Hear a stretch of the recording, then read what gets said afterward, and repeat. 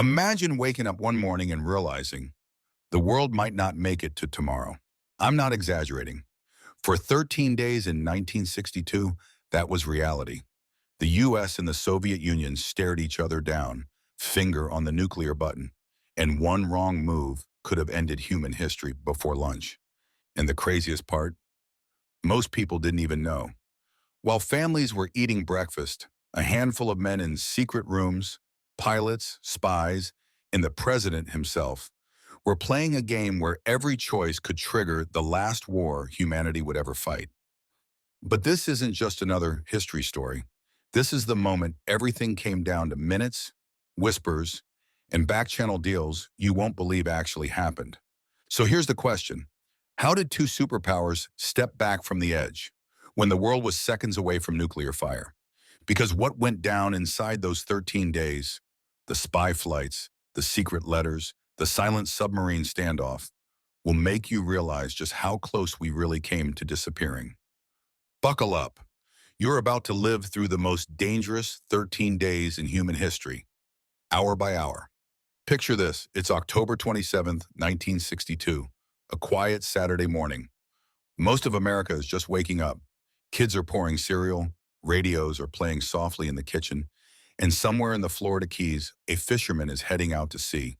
But above him, 70,000 feet higher, a U-2 spy plane is flying over Cuba. And in the next few minutes, the entire world is about to hold its breath. Because at 10:21 a.m., a Soviet missile battery below locks on.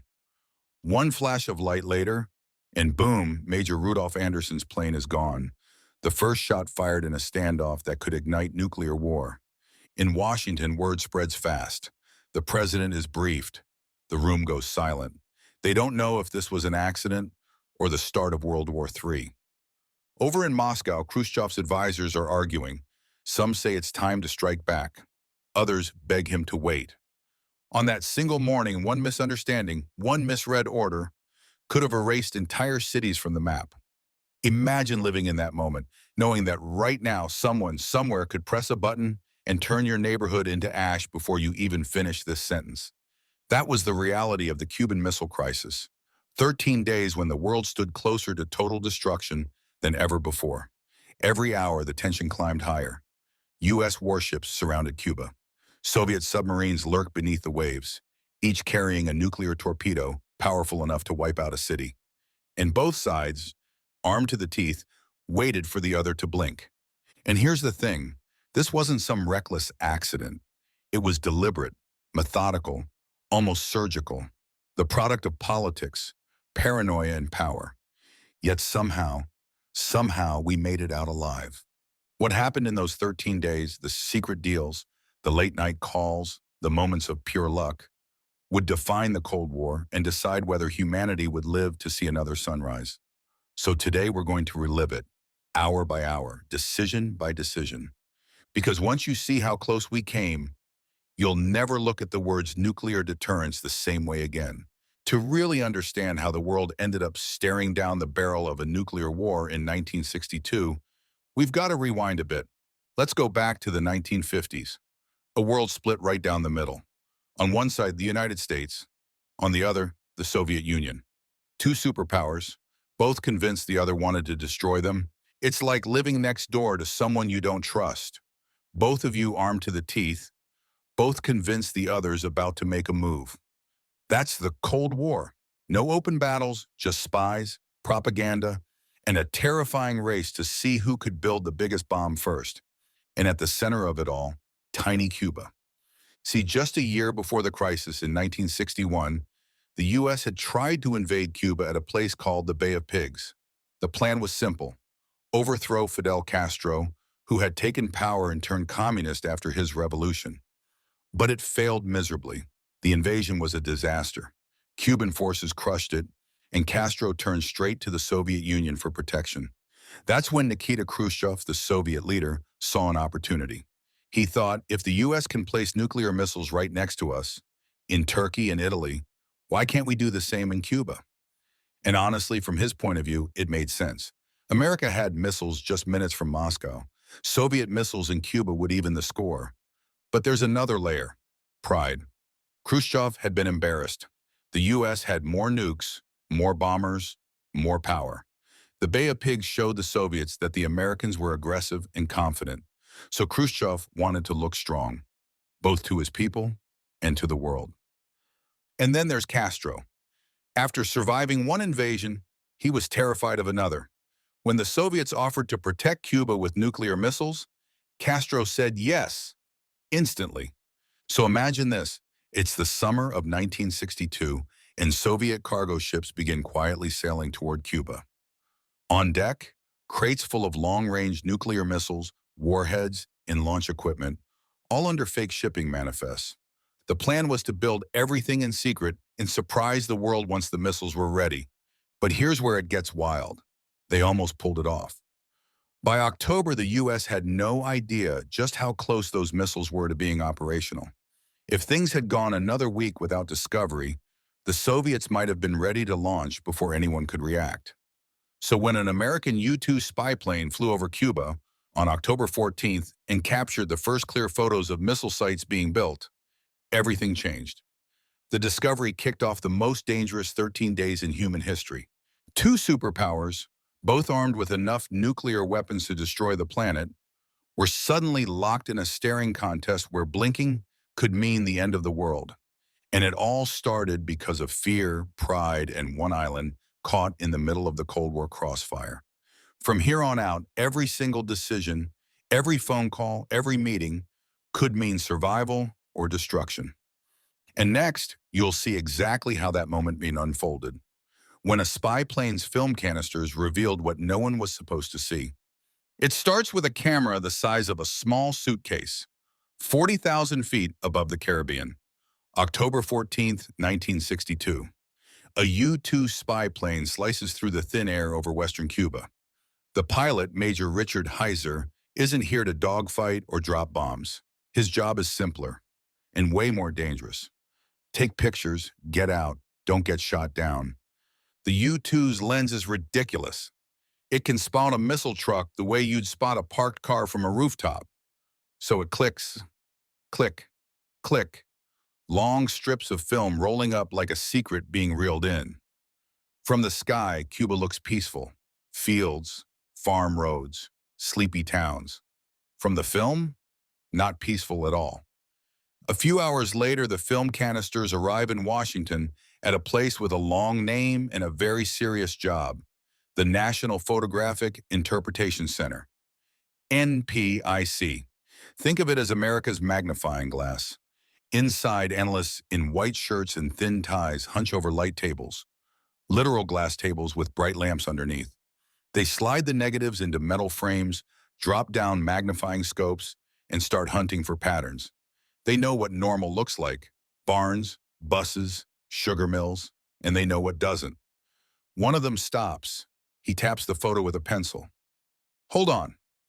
On the image, long, narrow cylinders stacked on transporters, cradles, erector mechanisms, a launch pad being carved out of the dirt, tents that aren't for camping, they're for covering missiles. Another analyst leans in. Zoom here. The shapes match something they've trained for: Soviet SS-4 R-12 medium-range ballistic missiles. Range? Roughly 1,000 miles. That puts Washington, D.C., Atlanta, even St. Louis inside the circle. Not next year, not someday. Soon. Word moves fast. NPIC's director, Arthur Lundahl, the guy presidents call when photos decide policy, gathers the clearest frames. They're labeled with grease pencil. San Cristobal. Launchers under construction. He rehearses the briefing in his head. What's visible, what's probable, what's still uncertain.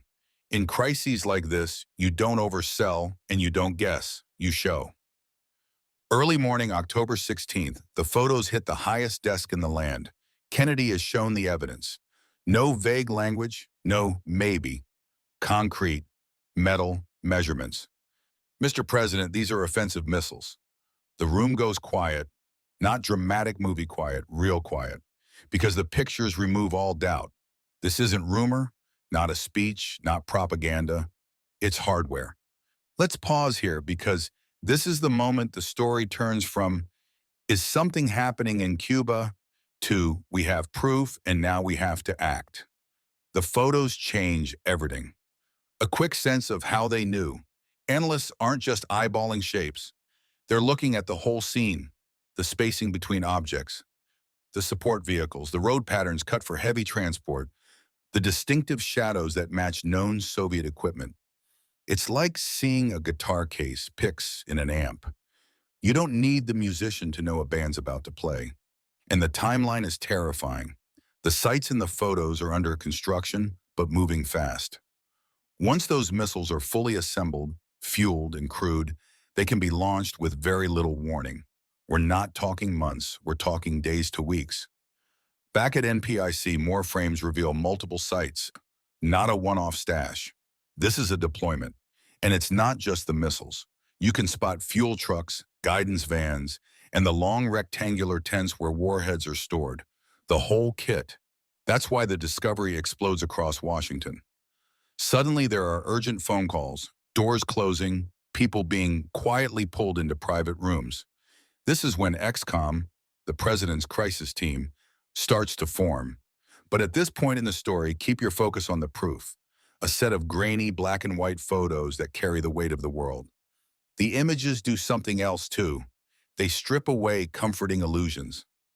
Up to this moment, many in Washington believed the Soviets wouldn't dare put nuclear missiles in Cuba. It would be too risky, too obvious. The photos say otherwise. They say they did. And remember, the public knows none of this yet. People are going to work. Kids are in school. Baseball is on the radio.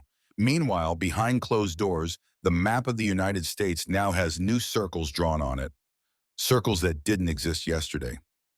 There's a detail here that matters. Notice the language the U.S. uses from this point forward. Offensive missiles. That word is chosen carefully. Defensive missiles protect. Offensive missiles threaten. In diplomacy, one word can decide whether allies rally or waver. The photos give the U.S. the credibility to use that word without sounding alarmist. So what happens next? Kennedy doesn't go on TV right away. He can't. If he speaks too soon and gets a fact wrong, he loses the moral high ground. If he waits too long, the missiles might go live. That's the tightrope. Move fast enough to stop a disaster, slow enough to be certain. Meanwhile, reconnaissance ramps up. More U-2 flights. Low-level Navy Crusader jets screaming over cane fields at treetop height to photograph launch pads from just a few hundred feet.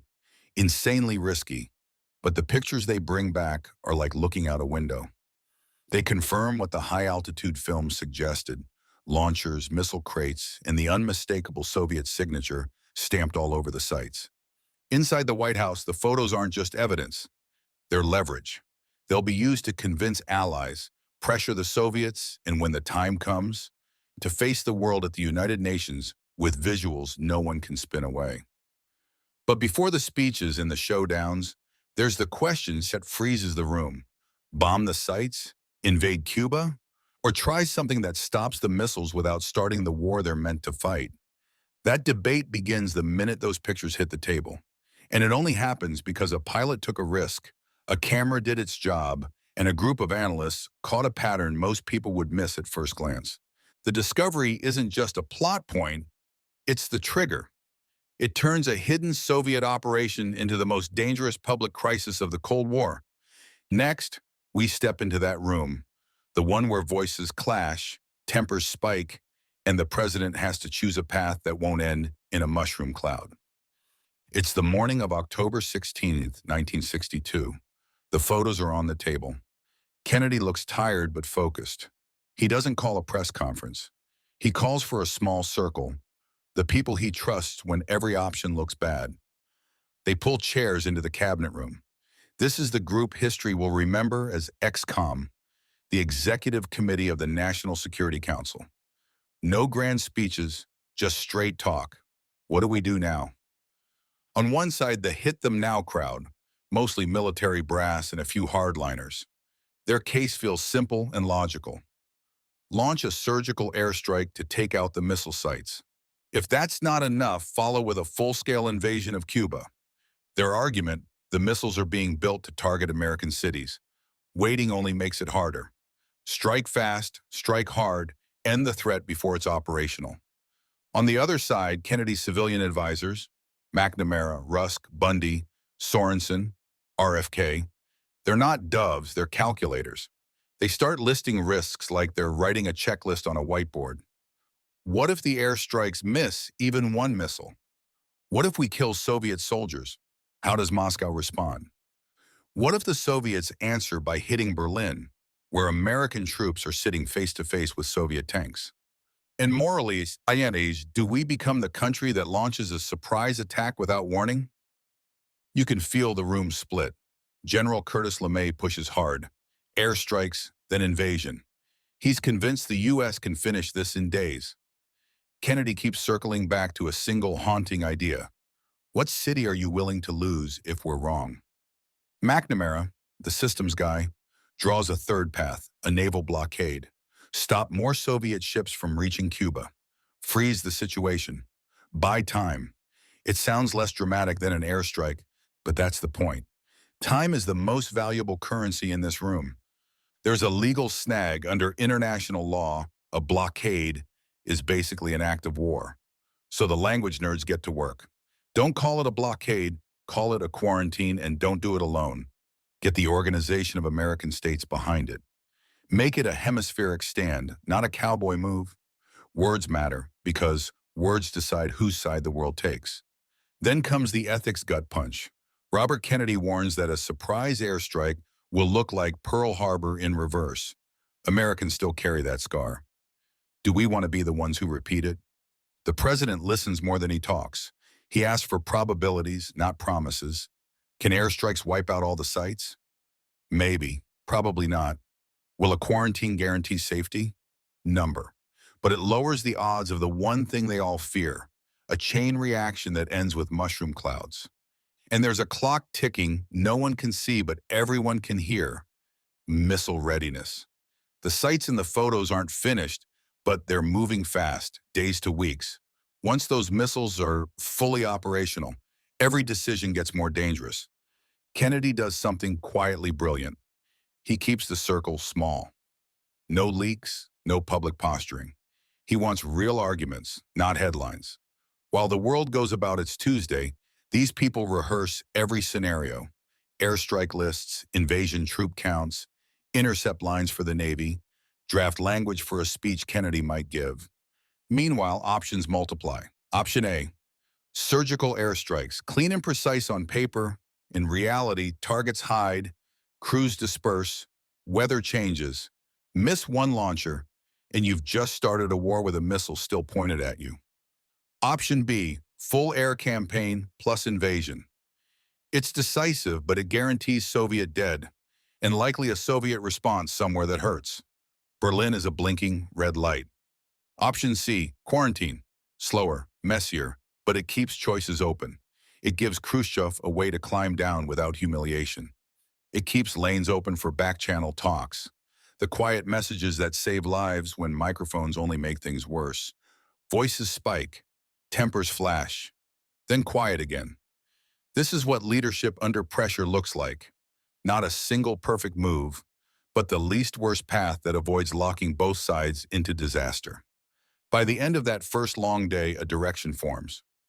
Kennedy leans toward the quarantine as the opening move, not because it's weak, but because it's reversible. You can always escalate from a quarantine to airstrikes. You can't unbomb a country, and the strategy has layers. Announce the discovery to the world with proof. Announce a naval quarantine to stop more missiles from arriving. Demand removal of the missiles already there.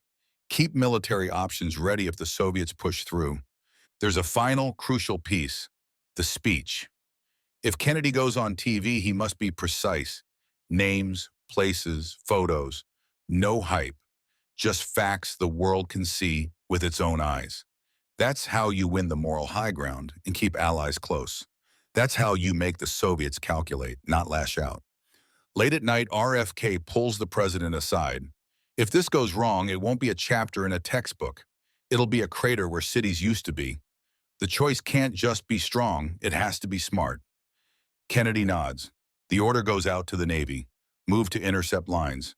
The Air Force. Increase readiness. Recon. keep the photos coming. Diplomats, prepare the UN play. Speechwriters, sharpen every sentence. Lawyers, make quarantine bulletproof. The dilemma never disappears. That's the truth of this week. There is no safe option, just a set of risks you try to manage without tripping the wire. But with XCOM in motion, the White House has a plan that isn't just about hitting back. It's about controlling the climb. Next comes the part the world does see, the televised address, the word quarantine echoing through living rooms, and the Navy drawing a line on the ocean that Soviet ships will have to decide whether to cross. When the photos proved the missiles were real, the White House had to act, but not like a general on a battlefield. They needed a move that was firm, visible, and crucially reversible. So they chose a blockade but called it something else, a quarantine. Why the language trick? Because a blockade is legally an act of war. Quarantine sounded cleaner, more defensive. It let the U.S. stop more missiles from arriving without announcing, "We are declaring war." Words, in this moment, were tactical weapons. Picture the scene. The Atlantic, stretched between Florida and Cuba, cluttered with freighters and tankers and now warships. Overnight, American carriers and destroyers steamed into position. They drew an invisible circle around Cuba and said, in effect, any Soviet ship heading in will be stopped and inspected. It was elegant in its simplicity and terrifying in its risk. A Soviet captain meeting an American cruiser on the high seas had to make a choice in seconds. Turn away, risk being forced to stop, or try to push through a line that might fire warning shots. Any mistake, any hesitation could spark a violent encounter. The quarantine had layers. First, a public layer. Kennedy would go on TV, present the evidence, explain the quarantine, and demand the removal of the missiles. He would show Americans and the world that this was not an American rampage but a measured response backed by proof. Second, a military layer. Interception lines at sea, planes on patrol over Cuba, anti-submarine warfare units hunting beneath the waves, and rules of engagement written in pencil and conscience. Third, a diplomatic layer. Bring regional allies along, the Organization of American States. So the U.S. didn't look like a lone superpower throwing its weight around. The speech mattered. It needed to be calm, factual, the kind of thing that peels away propaganda. Kennedy didn't want panic or bravado. He wanted leverage. Pictures in people's living rooms would force the Soviets to answer to more than American generals. They'd have to answer to a watching world. And then came the naval choreography. Ships took assigned positions, forming lines that Soviet freighters would have to cross. Pilots flew low reconnaissance runs. Submarines dove and patrolled.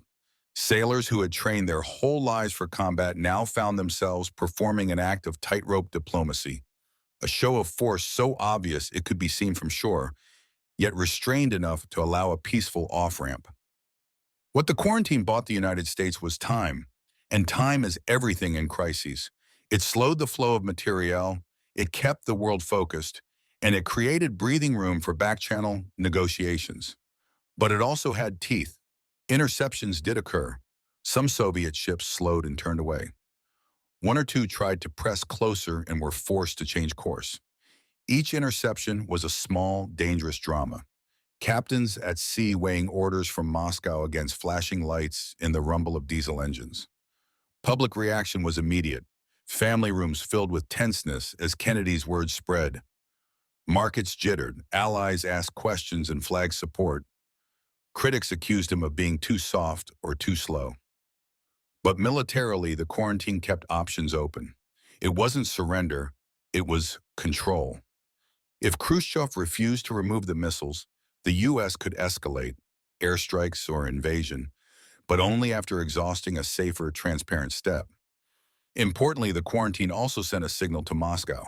The U.S. could demonstrate force without immediate bloodshed, which paradoxically made a settlement more likely. It told Khrushchev that his shipments weren't going to slide into Cuba undetected, and that Washington had both the proof and the patience to keep pressure on. Still, the sea is a place where plans meet reality. Every day, ships tracked other ships. Every night, diplomats worked telephones and scribbled notes. Sailors kept watch for anything that looked like ready to fight. The world watched with bated breath as two navies circled each other like wary predators. The quarantine didn't end the crisis, but it changed the battleground from a fast, hot strike to a slow, tense negotiation. It was the move that allowed both sides to keep dignity and, more importantly, to keep a way out. Next, we'll go inside the public spectacle and secret whispers that the quarantine created. The speeches at the United Nations, the dramatic confrontations, and the back-channel deals that would quietly steer the crisis toward a solution. The moment Kennedy's speech hit the airwaves on October 22nd, the world stopped pretending this was business as usual. Inside living rooms from New York to Paris, people froze mid-sentence. Families turned up the TV volume. Radio stations interrupted music. There it was, the President of the United States confirming that Soviet nuclear missiles were in Cuba, less than 100 miles from Florida. Kennedy's words were calm, deliberate, but underneath every syllable was the same cold truth. If a missile launched from Cuba, America would respond with full nuclear retaliation.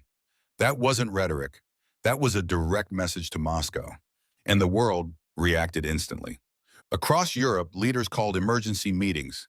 In London, Prime Minister Harold Macmillan got on the phone with Washington to ask one question that summed up what every government was thinking. How close are we to war? In Moscow, the mood was defiant but nervous. Soviet officials blasted the speech as aggressive imperialism, but privately, even Khrushchev's own aides understood what had just happened. The Americans had proof, and the entire planet had seen it. The Soviet cover story, that they were only shipping defensive weapons to Cuba, collapsed in a single televised night. Cuba, meanwhile, braced for impact. Fidel Castro ordered anti-aircraft batteries on full alert. Civilians dug trenches, prepared bunkers, and listened to propaganda broadcasts promising victory if the Yankee invasion came. But behind closed doors, even Castro was anxious. He knew his island had become the world's most dangerous square mile, a pawn on a nuclear chessboard. The United Nations quickly turned into a theater of confrontation. The U.S. ambassador, Adlai Stevenson, walked into the Security Council chamber carrying a stack of enlarged photographs. Across the table sat Soviet Ambassador Valerian Zorin, denying everything, sticking to the script. Then Stevenson leaned forward, voice cutting through the room like a scalpel.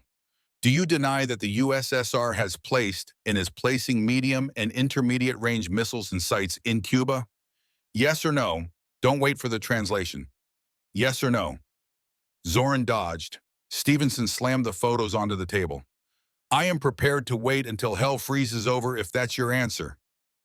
In that moment, the world saw what diplomacy under pressure really looked like. Not handshakes, but public evidence, humiliation, and moral high ground. The photos spoke louder than any speech. Newspapers printed them on front pages worldwide. School teachers explained to students what fallout shelters were for. In Berlin, crowds gathered near checkpoints, fearful that the crisis in the Caribbean might ignite something in Europe. Behind the scenes, something else started: the back-channel communication. Even as Kennedy and Khrushchev traded official, fiery letters through ambassadors and press statements, quieter, private messages began to pass through diplomatic hands. Robert Kennedy meeting secretly with Anatoly Dobrynin, the Soviet ambassador, trying to keep a door open before events spun out of control. The Vatican weighed in too. Pope John XXIII made a public appeal for both leaders to listen to the cry of humanity. It wasn't political theater, it was a genuine plea. Everyone understood that this wasn't just a US-Soviet problem anymore. It was humanity's problem. Meanwhile, Soviet ships kept steaming toward the quarantine line in the Atlantic. On October 24th, the tension peaked. U.S. Navy destroyers were tracking them minute by minute. The world literally waited for radar blips to collide. Then, something unbelievable happened. The first Soviet ships stopped. Some turned around. Others slowed to a crawl. It was the smallest possible movement, but it felt like the world exhaling for the first time in days. Still, no one relaxed. Kennedy couldn't. Khrushchev couldn't. Missiles were still in Cuba, still being assembled, still capable of being launched. The global reaction didn't just show fear. It showed how every country now had a stake. If the missiles flew, fallout wouldn't stop at the U.S. border. NATO forces went to alert. Canada, France, and Italy prepared civil defense measures. Even neutral countries like Sweden and Switzerland began drafting evacuation and shelter plans. And in the streets, ordinary people responded the only way humans can when the unthinkable feels possible. They prepared. Parents built makeshift shelters in basements. Grocery stores saw runs on canned food. Churches filled every night. No one said it aloud, but everyone was asking the same question. Is this how it ends? For Kennedy, the pressure was suffocating. One wrong move and millions could die. But there was also momentum. Global opinion had swung to his side. The world saw America as measured and rational, and the Soviet Union as the aggressor caught red-handed. That shift mattered. It meant when back-channel talks began, Khrushchev knew he was negotiating not from equality, but from a corner. The stage was now set for the final and most dangerous phase, Black Saturday, the day when miscommunication, fear, and pure chance would bring the planet the closest it has ever come to nuclear annihilation. October 27, 1962, the day people later called Black Saturday. If you want one line to describe how near we came to total disaster, this is it. A U-2 is shot down over Cuba. A Soviet submarine deep under the Atlantic is being depth-charged into a decision to launch a nuclear torpedo. And in Washington, the president and his closest advisors are running out of safe options, all inside a single, terrifying day. The morning begins like any other day during the crisis. Planes in the sky, ships on patrol, messengers running between rooms. Then the first blow lands. A high-altitude reconnaissance plane, a U-2, is hit by anti-aircraft fire over Cuba. The pilot, Major Rudolph Anderson, is killed. He becomes the first American casualty of the crisis. That moment reframes everything. Up until then, the showdown had been an exercise in leverage and posturing. Now it feels personal. Now it feels possible. Now the military brass whisper that an immediate strike could be justified as retaliation. In some minds, a strike looks inevitable. In others, it looks like a match dropped into dry tinder. While XCOM scrambles to interpret the meaning of the shootdown, something even darker is happening 1,000 feet below the waves. A Soviet submarine, operating near the quarantine line, detects nearby American destroyers. The U.S. ships, using standard anti-submarine measures, drop practice depth charges to signal the sub to surface. The sub's crew interprets this as hostile action. The captain of that Soviet submarine orders preparations to fire a tactical nuclear torpedo, a weapon designed to sink aircraft carriers and split fleets. The decision to launch a nuclear weapon from a submerged, cramped boat would normally require the unanimous consent of the submarine's command team. In that room, one man's refusal becomes the hinge of history. That man is Vasily Arkhipov. Arkhipov argues quietly and absolutely, don't launch. Surface and get orders from Moscow. The captain wants to strike. Other officers want to strike. Arkhipov holds firm. He refuses to authorize the launch. According to almost every account, his calm no prevents a nuclear torpedo from being sent towards American ships, a move that very likely would have provoked a catastrophic escalation. Meanwhile, in Washington, XCOM moves faster than they ever had. The president's advisors map out immediate military options. Raids, strikes, invasions. The options look cleaner on paper than they do in reality. Because the moment you order a strike, you don't control what happens next. A missile might be missed. A Soviet crew might think it's the beginning of a full-scale attack. Moscow might retaliate in Europe. The chain reaction could be automatic and irreversible. In New York, at the United Nations, diplomats wait for a sign that war has started. In Moscow, leaders tally their own losses and ask if a nuclear response is politically and militarily required. On kitchen tables across the world, parents keep radios on late into the night. Everyone can feel that the rules have changed. There are small miracles of timing and judgment that day too. A U-2 that should have flown over Soviet airspace, a dangerous mistake, either turns back or is grounded. Other flights are canceled. Back channels between Robert Kennedy and the Soviet ambassador begin to hum with urgency. 2 letters from Khrushchev arrive, one more reasonable, one more angry, and XCOM has to figure out which to answer and how. The sound you can almost hear in the transcripts is the grinding of people trying to think straight under unbearable pressure. The tone of the room alternates between clinical calculation and raw fear. Somebody sketches casualty maps.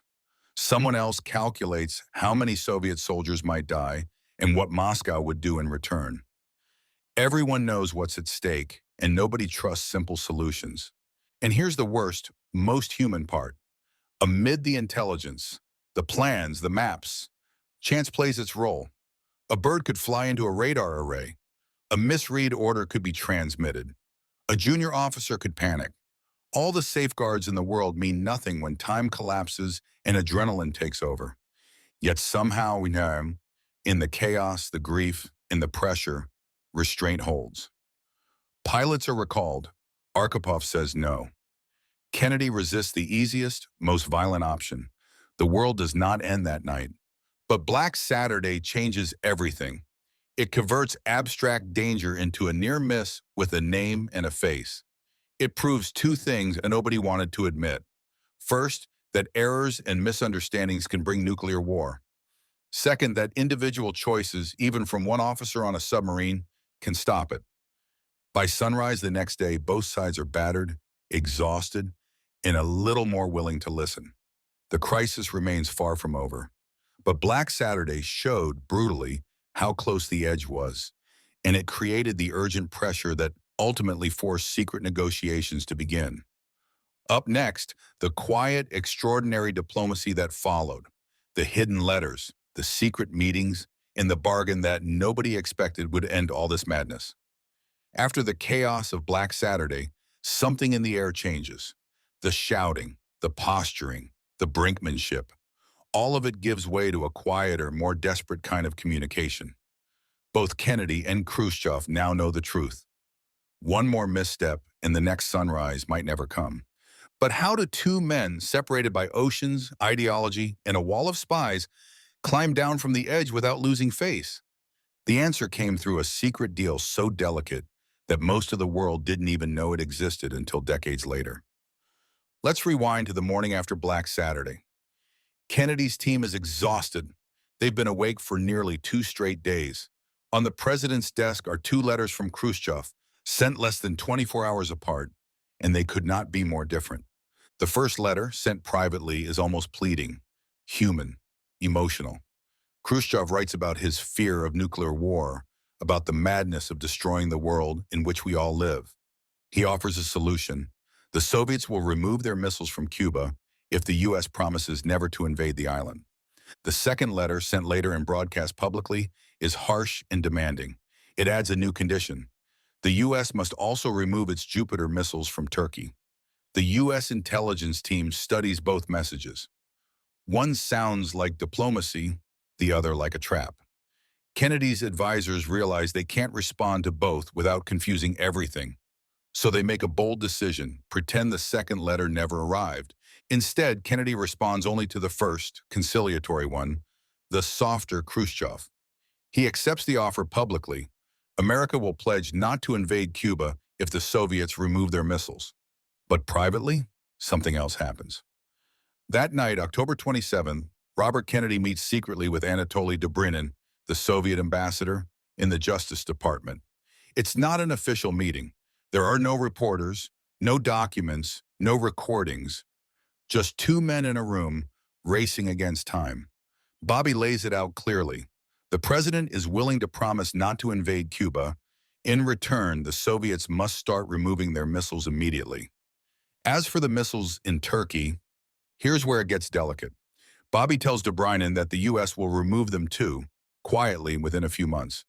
But it cannot be part of any public agreement. If word got out that America traded away missiles under pressure, Kennedy would look weak, and NATO could fall apart. Dobrynin nods. The message is clear. This isn't about victory anymore. It's about survival. Back in Moscow, Khrushchev receives Kennedy's official reply and Dobrynin's private report. He knows it's as good as he'll ever get. The missiles in Turkey are old anyway, and the Soviets have achieved what they really wanted, proof that the U.S. will never invade Cuba. On the morning of October 28th, Khrushchev goes on Radio Moscow with an announcement that sends a wave of relief around the world. In order to eliminate as rapidly as possible the conflict which endangers the cause of peace, he says, The Soviet government has given a new order to dismantle the weapons in Cuba and return them to the Soviet Union. Just like that, 13 days of fear begin to unwind. To the public, it looks like a clean win for Kennedy. The U.S. stood firm, and the Soviets backed down.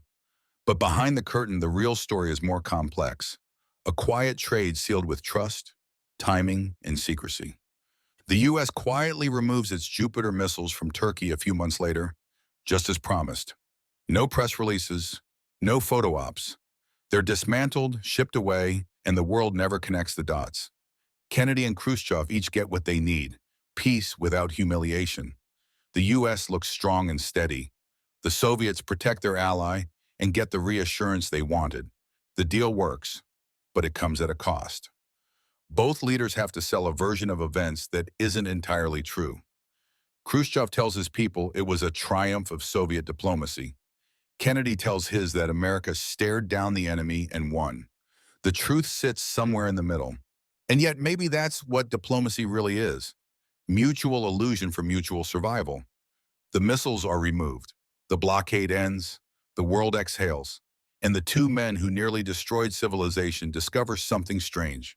After all the shouting, it's the quiet conversations that save the world. But the story doesn't end there, because what came next, the aftermath, would change how America and the Soviet Union talk forever. It's where the lessons of those 13 days finally sink in. A red phone line between Washington and Moscow. New arms control talks. And a new understanding. When you've looked over the edge once, you never want to go there again. October 28, 1962, 13 days after it began.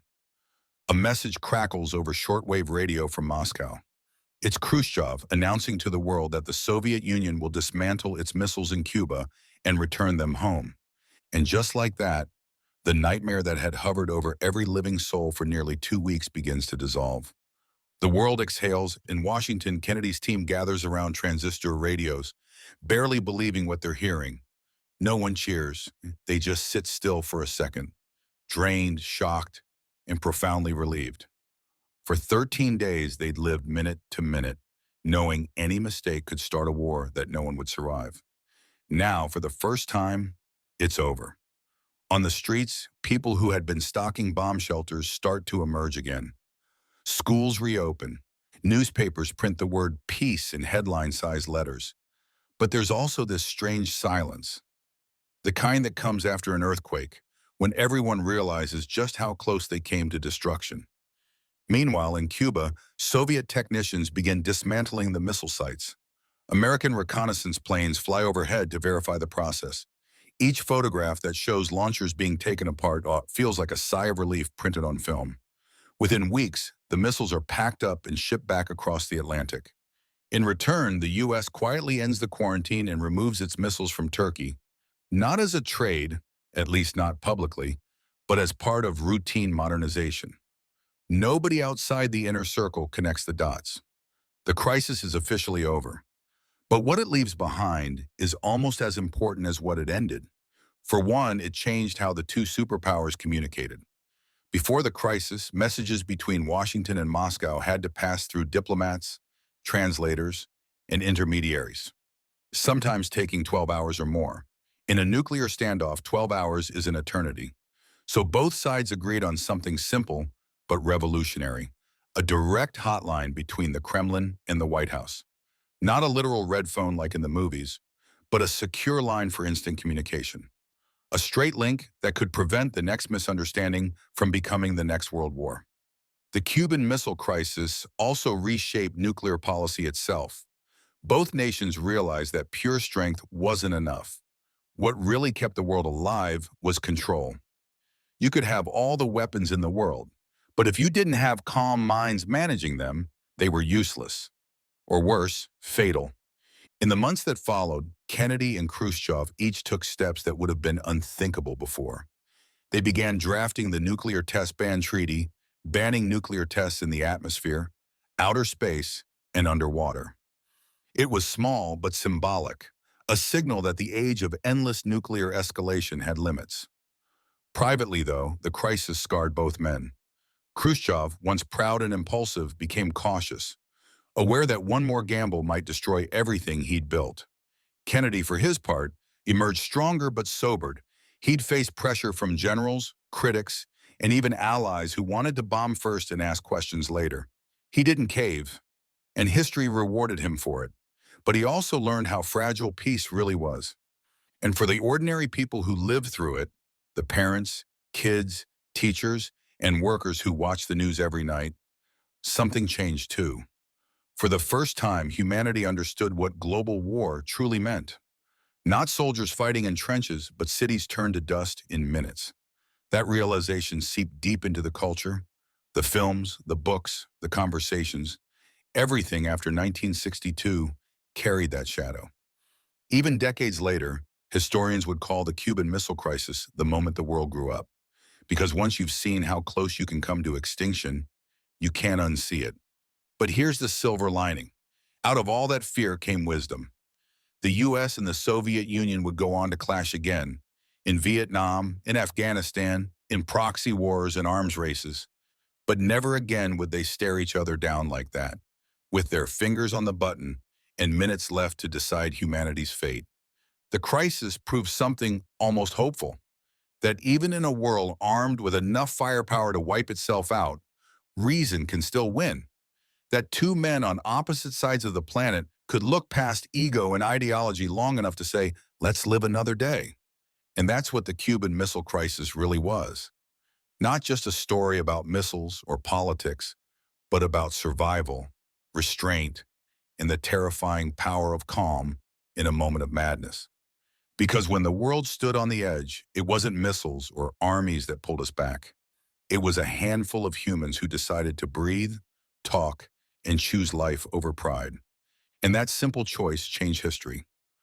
When you look back at those 13 days, it's easy to focus on the drama, the spy planes, the secret letters, the near-miss nuclear war.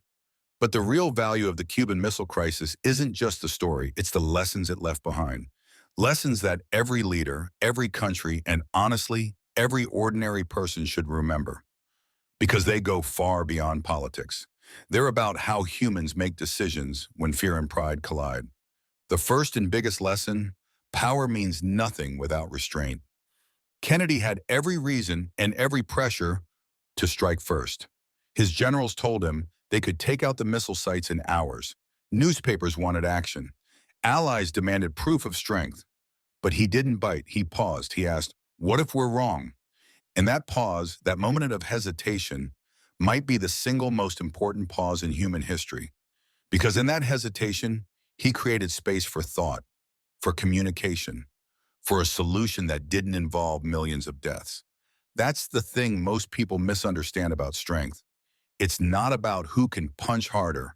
It's about who can hold their hands steady when the world is shaking. The second lesson, communication saves lives. Before the crisis, messages between Washington and Moscow took hours, even days to get through. By the time one side replied, the other side might have already acted. The world nearly burned down not because of hatred, but because of silence and delay. After the crisis, both nations learned something painfully obvious. If you're going to play with nuclear fire, you'd better have a phone nearby. So they built the hotline, a direct link between the Kremlin and the White House. Not for politics, not for ceremony, but for survival. That hotline was a reminder that talking is always cheaper than fighting. The third lesson is more human, and maybe the hardest one to accept. The people who prevent disasters often never get the credit. Think about it. A single man named Vasily Arkhipov, a submarine officer no one had heard of, refused to launch a nuclear torpedo when everyone around him said yes. He probably saved hundreds of millions of lives, and most of the world didn't even know his name until decades later. History loves heroes who act, but it rarely celebrates heroes who refuse. Yet those quiet, stubborn refusals are sometimes the only reason we're still here. Another lesson? Ego almost ended the world. Khrushchev wanted to look strong after falling behind in the arms race. Kennedy wanted to avoid looking weak after the Bay of Pigs fiasco. Both men were juggling not just missiles, but pride. National pride, personal pride, ideological pride. That's the danger with ego. It pushes you to prove something when what really matters is protecting something. The Cuban Missile Crisis taught the world that pride can't survive a nuclear winter. And there's one more, maybe the most universal of them all. Fear doesn't have to make you reckless. It can make you wise. Both sides were terrified. They didn't admit it publicly, but they were. And that fear forced clarity. It stripped away slogans and speeches and left only the question that truly mattered. Do we want to live? When fear humbles you, it sharpens your decisions. You stop thinking about winning and start thinking about surviving. You start looking for common ground instead of leverage. And that's what the world needs to remember, especially today, when nuclear weapons still exist and political tensions still simmer. The lesson isn't that we were lucky. The lesson is that luck only gets you so far. It's the choices, the restraint, and the communication that truly kept us alive. The Cuban Missile Crisis showed us that civilization's survival doesn't depend on perfect systems or smart technology. It depends on flawed humans making better decisions than their worst instincts. Kennedy said it best a few months later. Our most basic common link is that we all inhabit this small planet. We all breathe the same air. We all cherish our children's future, and we are all mortal. 13 Days on the Edge reminded the world that behind every ideology, every border, every flag, we're all stuck on the same rock in space, trying not to destroy it. And that's the biggest takeaway of all. When fear rises, when pride flares, when the world feels ready to split apart, the smartest thing we can do isn't to shout louder. It's to breathe, talk, and remember that survival itself is the greatest victory there is. So that's it. 13 days. That's all it took for humanity to come within inches of ending itself and somehow to pull back. When you think about it, it's almost unbelievable. One wrong command, one misread signal, one man less calm than Vasily Arkhipov. And you and I wouldn't even be here having this conversation right now. The world as we know it almost didn't happen. And yet it did, because a few people in rooms full of panic chose patience instead of pride. They thought beyond the moment. They made decisions not for politics, but for life itself. That's the part of history that hits hardest. It's not about the missiles or the maps or the speeches. It's about the moments when people realized, if we keep pushing, there won't be a tomorrow. The Cuban Missile Crisis wasn't just an event. It was a mirror. It showed us how fragile we are and how powerful we can be when we stop letting fear drive the wheel. If you found this story eye-opening, if it made you think, or if you just appreciate knowing the real human side of history, hit that subscribe button, like the video, and turn on the bell so you don't miss what's coming next. Because next time, we're diving into another moment, when the world came seconds away from catastrophe.